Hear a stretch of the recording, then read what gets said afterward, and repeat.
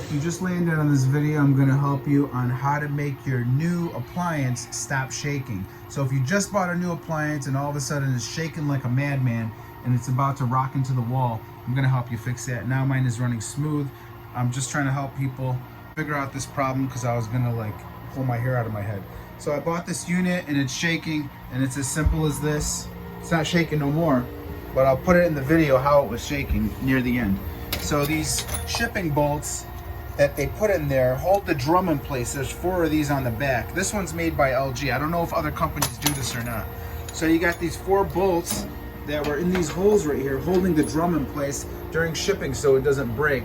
So your delivery guy was supposed to remove these, which mine didn't, and it was rocking like crazy because it's trying to spin and it couldn't. All you gotta do is unscrew these, remove them, all 4 of them, and now it's running like a champ. So if this video helped you out, give me a thumbs up. That's all I ask. You don't gotta subscribe or nothing like that. But real happy that this problem is solved. I can't even feel it shaking. And now I'm gonna put the video in there of what it looked like before this problem was fixed. So thank you.